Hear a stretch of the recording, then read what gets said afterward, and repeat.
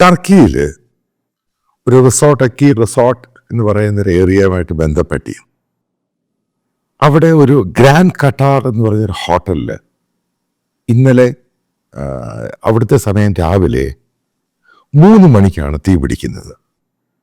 അതായത് റെസ്റ്റോറൻറ്റിൽ നിന്നാണ് കയറി തീ പിടിക്കുന്നത്. 12 നില ഹോട്ടലാണ്. നിങ്ങൾ അറിഞ്ഞിരിക്കണം, ഏകദേശം 76 പേരാണ് മരിച്ചത്.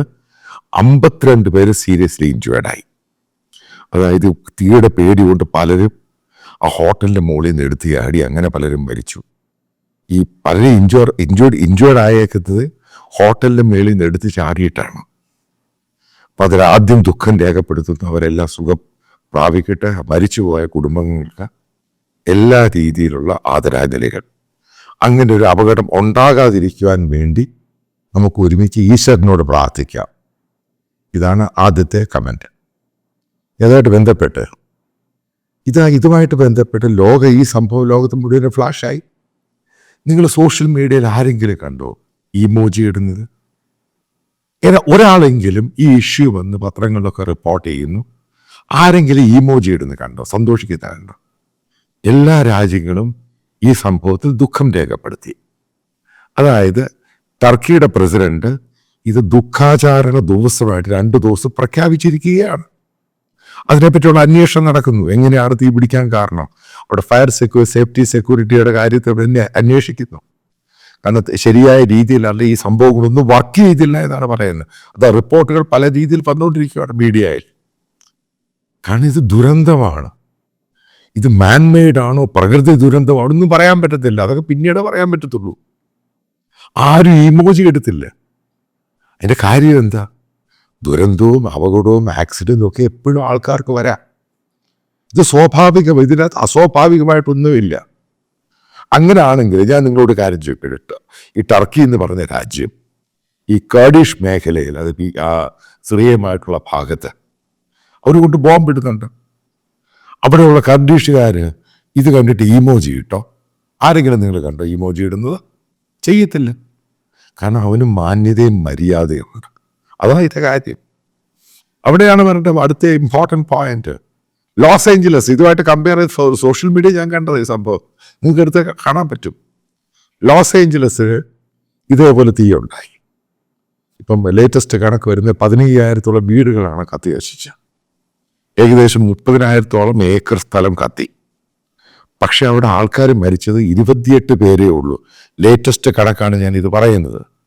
അതായത് 4-5 ദിവസം കൊണ്ട് തീയിൽ ഇത്ര പേരെ മരിച്ചിട്ടുള്ളൂ. ബാക്കിയുള്ളവരെയൊക്കെ രക്ഷപ്പെടുത്തി.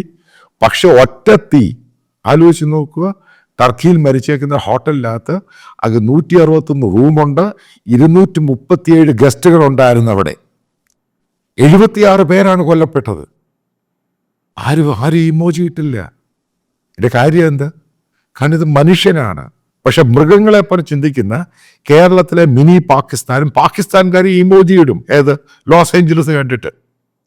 ആ വ്യത്യാസം നിങ്ങൾ മനസ്സിലാക്കുക. അതായത് ഇത്രമാത്രം മദ്രസ പൊട്ടന്മാരുള്ള സ്ഥലം കേരളമായി മാറി. അതുകൊണ്ട് അതിന് മിനി പാകിസ്ഥാൻ എന്ന് പറയാലും അത് അല്ലാതെ എന്ത് പേരാ വിളിക്കേണ്ടത്? ഇതിനെപ്പറ്റി യൂട്യൂബിലൊക്കെ വരെയാണ് വീഡിയോ ഇടുന്നു, സന്തോഷിച്ച് ആഹ്ലാദിച്ച്. അപ്പം നിങ്ങൾ നോക്ക്, ഈ ടർക്കി കൊണ്ട് കർഡിഷ് അവിടെ കൊണ്ട് ബോംബിട്ട് എത്ര പേര് മരിച്ചു? ടർക്കി മുസ്ലിമാണ്, കർഡിഷ് സുന്നി ഏറിയയിലാണ് കൊണ്ട് ബോംബിട്ടത്. എത്ര പേര് മരിച്ചു? ഇതൊക്കെയാണ് മനസ്സിലാക്കേണ്ട ഏറ്റവും പ്രധാനപ്പെട്ട പോയിന്റ്. അടുത്തൊരു സംഭവം സൗദി അറേബ്യയായിട്ട് ബന്ധപ്പെട്ട് കഴിഞ്ഞ 5 വർഷം കൊണ്ട് 5000 പേരിൽ കൂടുതലാണ് സൗദി അറേബ്യ മരിച്ചിരിക്കുന്നത്. എൻ്റെ കണക്ക് ഞാൻ ഇട്ടുതരാം, നോക്ക്. മിനായിലെ സ്റ്റാമ്പേഡ്, ഇപ്രാവശ്യത്തെ ഹീറ്റ് വേവ് 500 പേര്, കഴിഞ്ഞ പ്രാവശ്യത്തെ ഹീറ്റ് വേവ് 1300 പേര്, അങ്ങനെ കിടക്കുക. 5000-ൽ-അധികം പേരാണ് മരിച്ചത്. പിൽഗ്രിമായിട്ട് പോയവരും അതും ഇതുമല്ല. ആരെങ്കിലും ഇമോജി ഇട്ടോ? ആരും വിടത്തില്ല. ഇതിൻ്റെ കാര്യം എന്താ? കാരണം ഇത് ദുരന്തമാണ് സംഭവം ഉണ്ടായേക്കുന്നത്. അപ്പം അതിനോട് ലോകരാജ്യങ്ങളും മറ്റുള്ള സിവിലൈസ്ഡ് രാജ്യങ്ങളും ഒക്കെ സപ്പോർട്ട് ചെയ്യും. ഇതതിൻ്റെ കാര്യം. അല്ലാതെ ഇസ്രായേൽ അവിടെ കൊണ്ട് ബോംബിട്ടോ അതിൻ്റെ പേരിലാണ് ദൈവം അവിടെ ശിക്ഷ കൊടുത്തത്. അപ്പം ദൈവം ശിക്ഷിക്കുവാണെങ്കിൽ എന്തുകൊണ്ടാണ് ഈ ടർക്കിയിൽ തീ ഉണ്ടായത്? ദൈവം ശിക്ഷിച്ചാന്നു. അതായത് പൊട്ടത്തരവും മണ്ടത്തരവും മാത്രം പറയുന്ന വിഡ്ഢികളായിട്ട് കേരളത്തിലെ മിനി പാകിസ്ഥാൻ സുഡാപ്പികൾ അങ്ങ് മാറി. അതിനെ സപ്പോർട്ട് ചെയ്യുന്ന മറ്റൊരു കൂട്ടർ. സോ ഹൊറബിളായിട്ട് മാറി. ഇതിനകത്തൊക്കെ മനസ്സിലാക്കേണ്ട ഒരു സംഭവമുണ്ടോ? ഇതൊക്കെ ആളുകൾ ശരിക്കും കാണുന്നുണ്ട്. ഇത് ശരിക്കും നിങ്ങളുടെ വെറുപ്പ് ഭയങ്കരമായിട്ട് ഉണ്ടാകുന്നുണ്ട്. ഈ ലോസ് ഏഞ്ചലസ് ഫയറിൽ ഏകദേശം 20,000 ഇന്ത്യക്കാർക്കാണ് അവർക്ക് ഡയറക്റ്റായിട്ട് ഇമ്പാക്റ്റ് ഉണ്ടായിരിക്കുന്നത്. ഏകദേശം 2,000-ഓളം മലയാളികൾക്കും പ്രശ്നമുണ്ട്, അവരുടെ ബിസിനസ് സ്ഥാപനങ്ങളാണെങ്കിലും വീടുകളാണെങ്കിലും ഒക്കെ.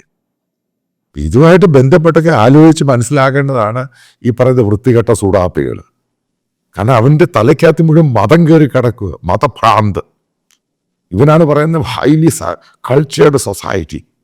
അപ്പം ഈ പറയുന്ന ടർക്കി എന്ന് പറഞ്ഞ ഇസ്ലാമിക രാജ്യമല്ലയോ, ആ രീതിയിലല്ലയോ പോകുന്നത്. പക്ഷെ മോഡറേറ്റ് രാജ്യം. അപ്പം അത് അള്ളാഹു ഒന്ന് നേരിട്ട് പണിതാണ് ഈ 74-76 പേര് കൊല്ലപ്പെട്ടത്. ഇത് ലോകത്തെല്ലായിടത്തും ഉണ്ടാകും, സ്വാഭാവികമാണ്.